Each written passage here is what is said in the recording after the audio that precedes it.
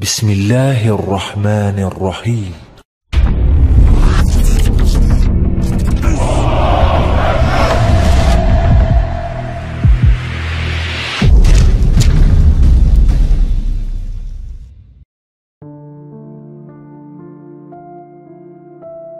A'udzu billahi minasyaitonir rajim. Bismillahirrahmanirrahim. Assalamualaikum warahmatullahi wabarakatuh. Alhamdulillahirabbil alamin.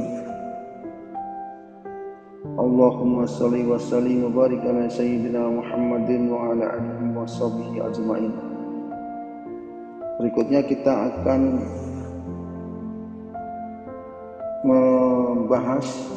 membacakan menarasikan tentang pembebasan Syam di masa kekhalifahan Abu Bakar radhiyallahu anhu, yang nanti akan kita lihat terutama terjadinya perang Yarmuk yang terjadi pada tahun ke-13 Hijriah. Awal pertikaian antara kaum muslimin dan Romawi tertuang dalam beberapa perang yang terjadi pada tahun ke-8 Hijriah. Untuk itu Abu Bakar di awal masa pemerintahannya menyiapkan pasukan di bawah komando Usama bin Zaid radhiyallahu anhu. Pasukan tersebut tidak diberi tugas untuk melakukan pembebasan wilayah, tetapi hanya sekedar persiapannya. Setelah perang melawan kaum murtad hampir selesai, tepatnya pada tahun ke-12 Hijriah, Abu Bakar mulai mengkonsentrasikan pasukan Islam yang berasal dari Yaman, Hijaz, Najd, dan daerah lainnya di kota Madinah, untuk kemudian diarahkan guna pembebasan Syam. Sebagai permulaan, Abu Bakar mengirimkan pasukan di bawah pimpinan Khalid bin Sa'id bin Al-As menuju Syam. Pasukan tersebut bergerak menuju ke arah selatan negeri Syam. Pasukan tersebut mulai menghadapi perlawanan dari Nasrani Arab dan sebagian pasukan Romawi. Mereka pun berhasil menggapai kemenangan dalam sejumlah peperangan. Khalid bin Walid lalu meminta Abu Bakar untuk mengirimkan pasukan lagi ke Syam. Maka Abu Bakar mengirim Ikrimah bin Abu Jahal untuk bergabung dengan pasukan Khalid bin Sa'id melawan musuh. Akan tetapi di lain pihak, Romawi telah mengkonsentrasikan kekuatan yang sangat besar guna menghadapi pasukan kaum muslimin. Kekuatan tersebut memaksa Khalid dan Ikrimah radhiyallahu anhum mundur ke arah selatan negeri Syam dan menunggu instruksi dari Abu Bakar yang pada kesempatan itu terus mengkonsentrasikan pasukan Islam di Madinah untuk menyerang Syam. Abu Bakar memiliki pemikiran untuk mengatur kembali pasukan yang akan dikirimkan ke Syam. Abu Bakar berpendapat untuk kembali mengatur pasukan yang diarahkan ke Syam. Tujuannya adalah untuk memulai suatu tahapan yang kuat bagi pasukan. Untuk itu dia membagi pasukan menjadi 4 kavaleri dan memilih 4 orang jenderal untuk memimpin. Pertama, Abu Ubaidah bin Jarrah radhiyallahu anhu dengan kota tujuan Homs dan diminta untuk melewati daerah Tabuk Jabiyah sampai daerah Damaskus. Yang kedua, Yazid bin Abu Sufyan dengan kota tujuan Damaskus dan diminta untuk melewati daerah Tabuk Balqa sampai daerah Damaskus. Yang ketiga, Amr bin As radhiyallahu anhu dengan tujuan Palestina dan diminta untuk melewati Ailah Palestina. Yang keempat, Sarhabil bin Hasanah radhiyallahu anhu dengan daerah tujuan Yordania dan diminta untuk melewati Tabuk. Abu Bakar mendelegasikan kepada para pemimpin perang berserta pasukannya dalam waktu yang berdekatan. Selain itu, Abu Bakar juga memberi mereka beberapa nasihat. Khusus kepada pemimpin perang, Abu Bakar memberikan pesan khusus yang disesuaikan dengan tempat tujuan mereka. Secara global, pesan Abu Bakar tersebut berisikan untuk bertakwa kepada Allah, untuk selalu bermusyawarah dengan pasukannya, dan untuk saling membantu. Tidak boleh membunuh orang tua dan anak-anak kecil. Tidak boleh membunuh binatang ternak atau memotong pohon jika memang tidak benar-benar diperlukan. Untuk selalu mendirikan sholat, menghormati para utusan, jujur, waspada, berani dan damai dengan mereka yang menyerah. Para pemimpin tersebut kemudian berangkat ke arah yang telah ditentukan oleh Abu Bakar As-Siddiq radhiyallahu anhu. Sementara itu Romawi telah menyiapkan pasukan besar untuk menyambut kedatangan pasukan kaum muslimin. Mereka membagi pasukan mereka menjadi 4 setelah setiap bagian menghadapi kelompok dari pasukan Islam. Melihat kenyataan seperti itu, pasukan Islam terus-menerus mengadakan kontak baik antara sesama satuan pasukan maupun kontak dengan Abu Bakar radhiyallahu anhu agar pasukan dapat menjadi teratur. Kemudian tersebarlah perintah dari Abu Bakar radhiyallahu anhu kepada para pemimpin pasukan agar mereka bergabung menjadi satu kesatuan untuk menghadapi Romawi. Dalam kesempatan yang sama, Abu Bakar mengirimkan surat perintah kepada Khalid bin Walid yang pada saat itu masih berada di Irak untuk berangkat ke Syam bersama setengah pasukannya. Khalid juga diminta untuk memimpin seluruh pasukan Islam untuk membantu para jenderal yang lain sesampainya di Syam. Khalid bin Walid pun berangkat sesuai dengan perintah yang diamanatkan oleh Abu Bakar radhiyallahu anhu kepadanya. Bersama pasukannya, Khalid mengambil rute yang berbahaya, lebih cepat dan dengan hati-hati. Bersama pasukannya, Khalid pun menemui beberapa rintangan dan halangan selama dalam perjalanan itu. Namun akhirnya dia berhasil sampai di Syam lebih dari waktu biasanya dan di luar prediksi musuh serta dari wilayah yang musuh tidak sadari.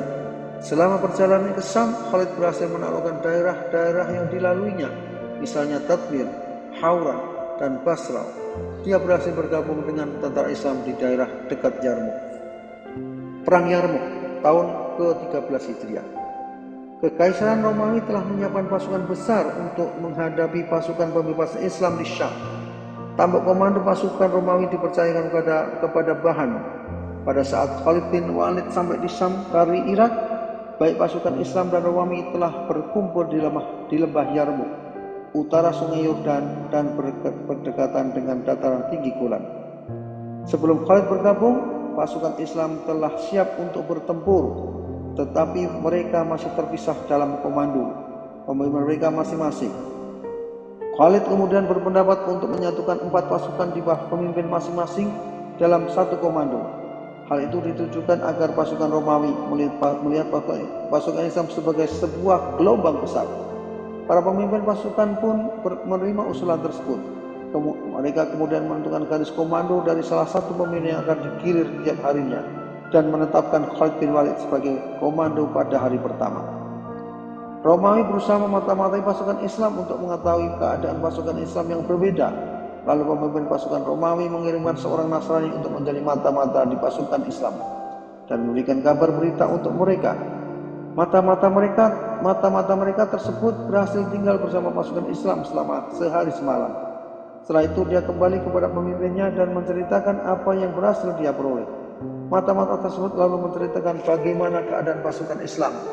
Mereka adalah kelompok yang selalu mengisi malam-malam hari mereka dengan sholat, berpuasa di siang hari, menganjurkan kebaikan dan melarang keburukan. Mereka lebih giat beribadah di malam hari dibanding siang hari. Jika ada yang mencuri, maka mereka akan memotong tangan si pencuri itu. Jika ada yang berzina, maka mereka akan merajamnya untuk menetapkan kebenaran, dan mereka berusaha untuk tidak menuruti hawa nafsu mereka. Sang pemimpin berkata, "Jika benar mereka seperti yang kamu katakan, maka isi bumi ini adalah tempat terbaik bagi mereka yang ingin memusuhinya.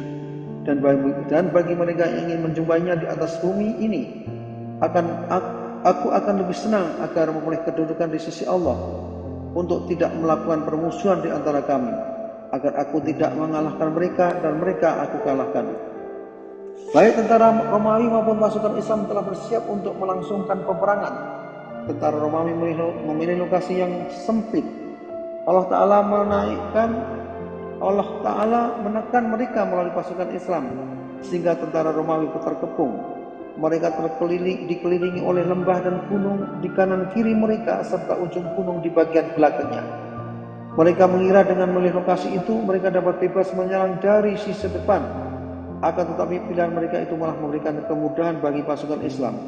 Hal tersebut terlihat dari ungkapan penuh optimis pasukan Islam.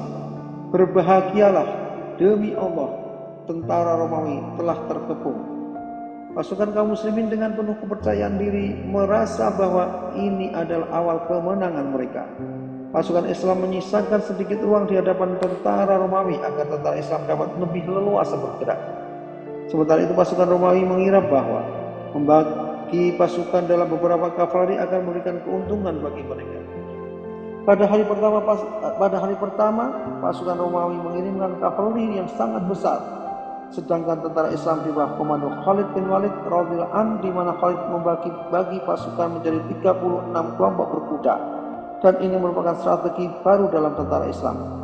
Pola tersebut memiliki pengaruh menakut-nakuti musuh dan menguatkan barisan Islam. Sebelum perang berlangsung, para sahabat yang hafal Al-Quran membacakan surat Al-Anfal dan diikuti oleh para tentara. Para penghafal itu juga memberikan suntikan moral kepada pasukan berupa nasihat. Selain itu ada juga beberapa orang sahabat yang mendorong tentara untuk tetap sabar dan tak gentar di hadapan musuh-musuh mereka. Di waktu yang sama, para pendeta dan rahib berdiri di hadapan pasukan Romawi. Mereka memberikan semangat kepada para pasukan agar mereka tidak gentar dan berjuang demi agama Nasrani. Mulailah perang dengan dahsyat. Pasukan Romawi yang pemberani dan berhasil masuk dalam barisan tentara Islam, dan jika tidak karena keteguhan dan kesabaran tentara Islam, tentu pasukan Romawi dapat berhasil mengobrak-abrik kesatuan tentara Islam. Tercatat tentara Islam terbunuh sejumlah 400 orang pasukan. Di antara mereka terdapat Ikrimah bin Abu Jahal, Al-Haris bin Hisam, dan Tirar al-Aswar radhiyallahu anhum. Mereka telah menjemput akhir hayat mereka. Mereka telah berperang dengan keberanian yang sulit untuk dilukiskan. Bahkan mereka berhasil membunuh dan melukai banyak musuh. Tentara Islam pun berhasil mengembalikan bola serangan pasukan Romawi hingga mereka merasa balik tertekan. Pasukan berkuda Romawi berusaha melarikan diri dari medan perang karena ketakutan. Hal itu membuat tentara Islam senang. Pasukan berkuda itu meninggalkan medan perang karena takut, dan mereka membiarkan pasukan kavalerinya. Keadaan ini menjadikan tentara Islam semakin menekan, dan dengan pedang mereka berhasil menakut-nakuti musuh.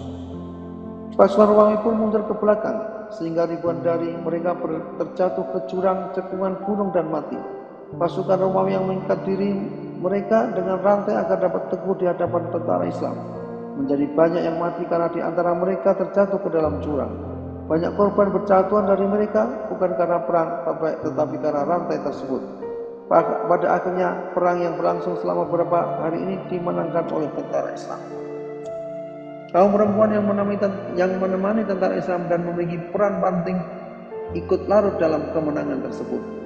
Sebagai hasil dari perang, didapatkan sejumlah 3.000 tentara Islam yang diantaranya adalah sahabat Rasulullah menjadi syahid, sedangkan jumlah korban dari pihak Romawi sebanyak 100.000 orang.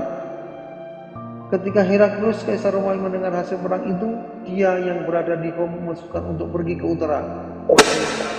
Hisam dengan kekecewaan. Dia mengatakan, yang kemudian menjadi perkataan yang terkenal, "Selamat buatmu Syria, selamat tinggal, tidak akan lagi aku kembali kepadamu selamanya." Ketika perang masih berkecamuk, datang berita bahwa Abu Bakar As-Siddiq radhiyallahu anhu meninggal dan digantikan oleh Umar ibnul Khattab radhiyallahu anhu.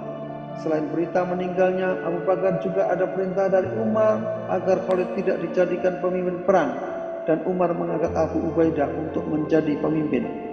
Surat perintah diterima oleh Abu Ubaidah, tetapi surat itu tidak segera diberitahukan kepada Khalid.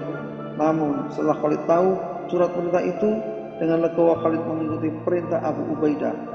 Semua itu terjadi karena pada dasarnya baik Khalid maupun Abu Ubaidah bukan tipe orang yang menginginkan jabatan. Adapun alasan yang dikemukakan Umar atas penggantian posisi Khalid adalah karena Umar takut tentara Islam terlalu bergantung pada sosok Khalid. Umar radhiyallahu anhu berkata, "Aku tidak mempunyai tujuan mengganti Khalid karena tidak suka pribadinya atau karena berkhianat, tetapi aku takut orang masuk dalam fitnah karena Khalid. Aku takut mereka menjadi terlalu mendewakan Khalid. Aku lebih senang jika orang-orang tahu bahwa Allah yang Maha Kuasa, sehingga mereka pun lepas dari fitnah itu." Dalam sebuah cerita yang lain diceritakan bahwa Umar berkata, "Aku ingin orang-orang tahu bahwa Allah yang memenangkan agamanya, bukan Khalid ataupun Al-Mustana." Assalamualaikum warahmatullahi wabarakatuh.